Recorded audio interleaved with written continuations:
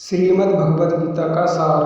श्रीमद् भगवद गीता हिंदू धर्म का एक अत्यंत पवित्र और महान ग्रंथ है। यह महाभारत के भीष्म पर्व का एक महत्वपूर्ण भाग है। गीता में कुल 18 अध्याय और 700 श्लोक हैं। इसमें भगवान श्री कृष्ण ने अर्जुन को जीवन, धर्म, कर्म, शक्ति और मोक्ष का ज्ञान दिया है। गीता केवल धार्मिक ग्रंथ नहीं है, बल्कि जीवन जीने की कला और सिखाने वाला दिव्य मार्गदर्शक भी है।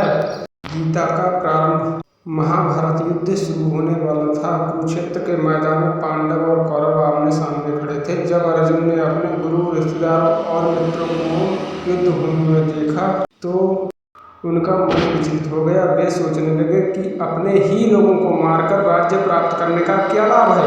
उन्होंने अपना गांडीव धनुष नीचे रख दिया और युद्ध करने से मना कर दिया। तब भगवान श्री कृष्ण ने अर्जुन को जो उपदेश दिया वही भगवद गीता कहलाता है। आत्मा अमर है। भगवान श्री कृष्ण ने अर्जुन से कहा कि आत्मा कभी नहीं मरती, शरीर नश्वर है, लेकिन आत्मा शाश्वत और अमर है। जैसे मनुष्य अपने वस्त्र त्याग कर नए वस्त्र धारण करता है, वैसे ही आत्मा पुराने शरीर को छोड़कर नया शरीर ग्रहण करती है। इसलिए मृत्यु पर शोक करना उचित नहीं। जो जन्म लेता है उसकी मृत्यु निश्चित है। मृत्यु के बाद पुनः जन्म भी निश्चित है। कर्म का महत्व। गीता का सबसे प्रसिद्ध संदेश है कर्मण्येवाधिकारस्ते मा फलेषु कदाचन, अर्थात मनुष्य का अधिकार केवल कर्म करने में है, फल पर नहीं। भगवान श्री कृष्ण बताते हैं कि मनुष्य को अपने कर्तव्य का पालन पूरी निष्ठा और ईमानदारी से करना चाहिए। फल की चिंता करने से मन अशांत होता है। जो व्यक्ति निष्काम भाव से कर्म करता है, सफलता असफलता दोनों में समान रहता है। धर्म का पालन।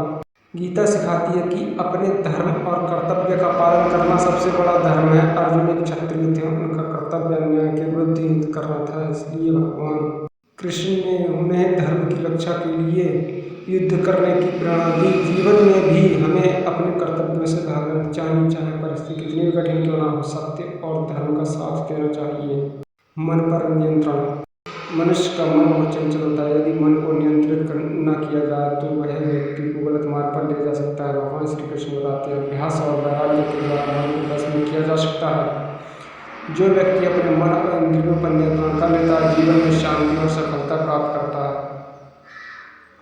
ज्ञान योग। ज्ञान योग का अर्थ है आत्मा परमात्मा के वास्तविक स्वरूप को जानना। भगवान कृष्ण बताते हैं कि ज्ञान मनुष्य को मोह दुख में डालता है। ज्ञान से मनुष्य सत्य को समझता है, जन्म मृत्यु के बंधन से मुक्त हो सकता है। ज्ञान प्राप्त करने के लिए विनम्रता, श्रद्धा और गुरु की सेवा आवश्यक है। कर्म योग। कर्म योग का अर्थ है बिना स्वार्थ के कर्म करना। जो व्यक्ति अपने सभी कार्यों भगवान को समर्पित करके करता है वह कर्म के बंधन में नहीं फंसता। भगवान श्री कृष्ण कहते हैं कि संसार में कोई भी व्यक्ति एक क्षण भी कर्म किए बिना नहीं रह सकता। इसलिए कर्म करना आवश्यक है, लेकिन कर्म के फल की आसक्ति नहीं होनी चाहिए। भक्ति योग। भक्ति योग गीता का अत्यंत महत्वपूर्ण मार्ग है। भगवान कृष्ण कहते हैं कि जो व्यक्ति सच्चे मन से उनकी भक्ति करता है वे उनकी रक्षा करते हैं। भक्ति में प्रेम, विश्वास, समर्पण होना चाहिए। भगवान धन, बल, विद्वता नहीं देखते हैं, वे केवल भक्त का प्रेम देखते हैं। भगवान कहते हैं कि यदि कोई भक्त प्रेम से एक पत्ता, फूल, फल, जल भी अर्पित करता है मैं उसे स्वीकार करता हूँ। भगवान का प्राट स्वरूप।